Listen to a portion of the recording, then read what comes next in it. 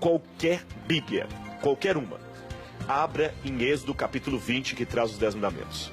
Depois pega qualquer catecismo, em qualquer versão em francês, português, da Edições Paulinas, qualquer catecismo, e abra na parte que fala dos 10 mandamentos e compare se o que está dentro da Bíblia é o mesmo que está sendo ensinado no catecismo. Então realmente mudou a lei. Mas a profecia não falou só da lei, falou que mudaria mudar o quê? Os tempos e a lei. A palavra hebraica que está aqui para tempos, na verdade seria melhor traduzida por calendários, que aliás é a tradução que aparece na Bíblia de Jerusalém e na Bíblia, na TEB, tradução ecumênica da Bíblia. Essa palavra, calendário, é mais preciso do que tempo. Esse poder mudaria os calendários e a lei. O calendário era importante, pessoal, porque o calendário no Antigo Testamento é que marcava para os judeus quando o Messias haveria de vir. E a Bíblia sempre mostra um calendário baseado na astronomia e na agricultura. Os meses em hebraico significam lunações. Os dias eram contados pelo pôr do sol. Então sempre era agricultura. As festas judaicas que profetizavam a vida do Messias eram festas de agricultura, a festa dos tabernáculos, a festa da Páscoa. E o que Roma fez, especialmente depois que ela cristianizou-se? Ela começou a mudar os calendários. Mudou os calendários. Mesmo antes de cristianizar, Júlio César mudou os calendários. Depois o Papa Damaso também mudou os calendários. O Papa Gregório mudou o calendário. Você que está em casa, faz um exercício. Qual é o último mês do ano? Dezembro? Muito bem. Dezembro, a palavra dezembro, lembra que número para você? 10, mas é o mês 12. Novembro, lembra que número? 9, mas é o mês 11. Outubro, lembra? 8, mas é o mês 10. Setembro, lembra 7, mas é o mês 9. Quem mudou isso? Roma. Por que cada ano o carnaval cai numa data diferente? Porque a igreja, mudando a data da Páscoa, que a Bíblia não fala que a Páscoa é sempre no domingo, a Páscoa tem um dia exato para cair, de acordo com a Bíblia, a igreja pega essa Páscoa e estabelece, será sempre em tal domingo. E assim o carnaval, que é uma festa pagã, está atrelada ao calendário da igreja. Por isso o carnaval, cada época, cai num ano diferente, por causa do calendário eclesiástico. Para que você vá para o carnaval, depois tenha 40 dias de quaresma para se arrepender do que fez no carnaval, e aí depois vem a Semana Santa. Quem causou essas mudanças? Os dias, de acordo com a Bíblia, são de pôr do sol, pôr do sol, e hoje comemora-se de meia-noite a meia-noite. Essas alterações foram feitas justamente por Roma, em sua fase pagã e em sua fase cristianizada. Cuidará em mudar os calendários e a lei. Agora, por que é que o sábado foi completamente esquecido pelo mundo religioso? Porque nós temos uma profecia em Daniel que disse que isso aconteceria. Em Daniel 7:25, a profecia diz assim: falando de um poder antagônico a Deus, proferirá palavras contra o Altíssimo, magoará os santos do Altíssimo, e cuidará em mudar os tempos e a lei. E os santos lhe serão entregues nas mãos por um tempo, 2 tempos e metade de um tempo. Esse poder aqui, que se levantaria contra Deus, ele cuidaria em mudar os tempos e a lei. E Daniel 8:12, o exército lhe foi entregue com o sacrifício diário, por causa das transgressões, e deitou por terra a verdade. E o que fez? Prosperou. Daniel 7 e Daniel 8 falam a respeito de um poder que se levantaria contra Deus e tentaria mudar a sua lei. Esse poder é representado na Idade Média pela Igreja Católica Romana. Esse poder previsto em Daniel se cumpre na Igreja Católica Romana. E por que se cumpre na Igreja Católica Romana?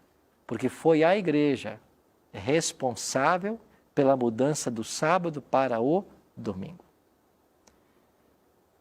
Você sabe que no dia 7 de março do ano 321, o imperador Constantino baixou o primeiro decreto dominical da história. E ele ordenava que as pessoas não trabalhassem no primeiro dia da semana.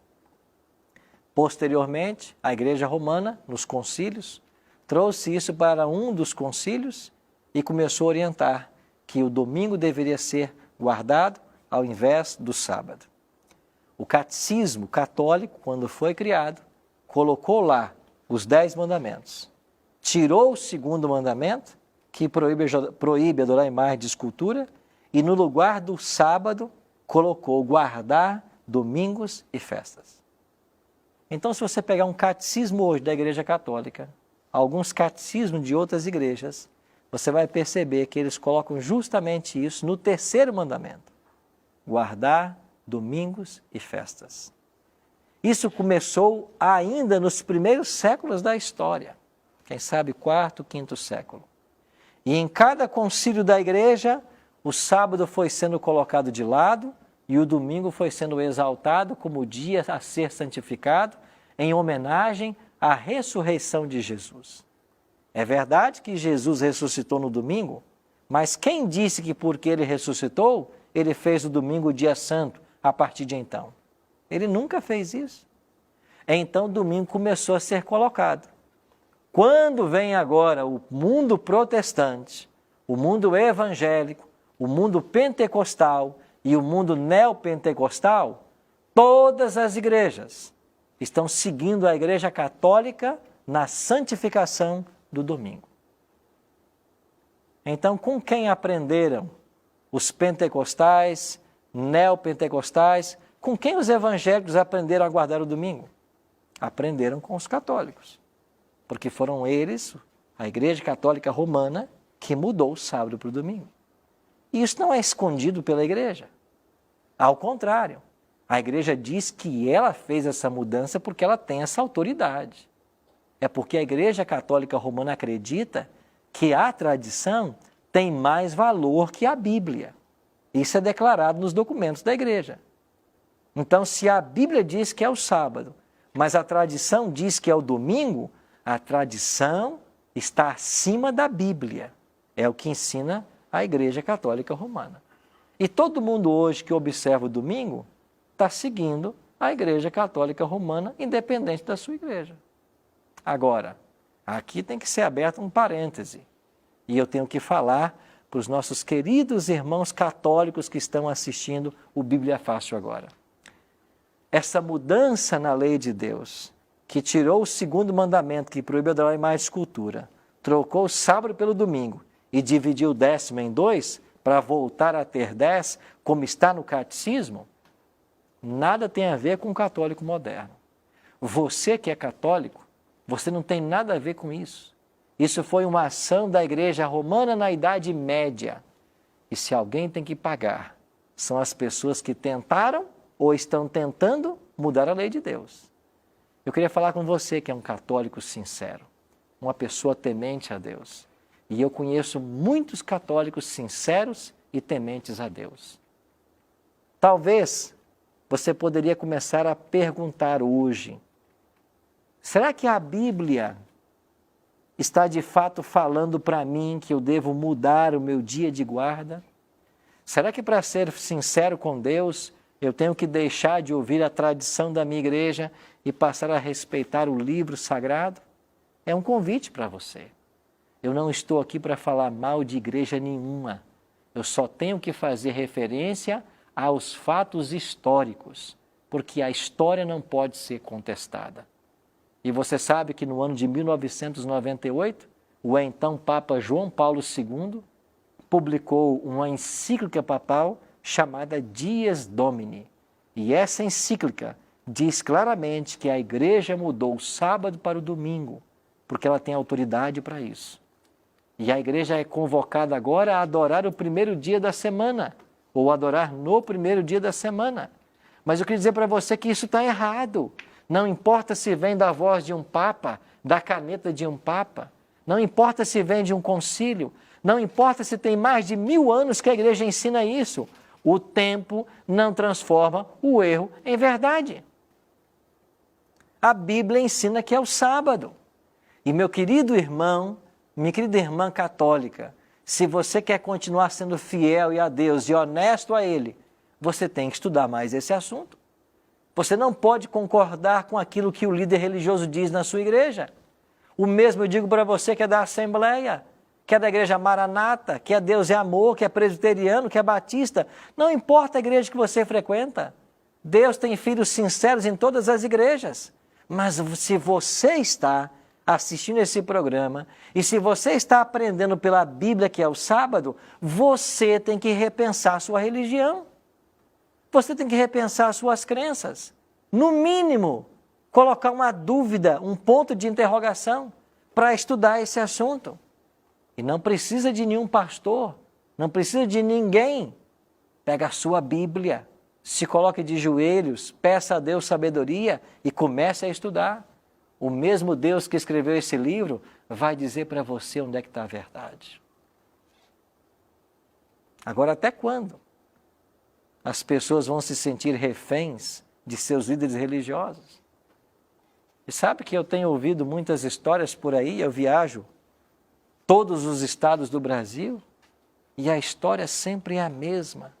Pessoas oprimidas por seus líderes religiosos, pessoas que não podem fazer perguntas da Bíblia, pessoas que não podem questionar. Você não é um cavalo, uma égua, para um líder religioso colocar 2 tapadeiras e ficar puxando para a direção que ele quer. Você tem livre-arbítrio. Você tem que pesquisar a verdade por você mesmo. Você nem mesmo pode confiar em pastor Arilton.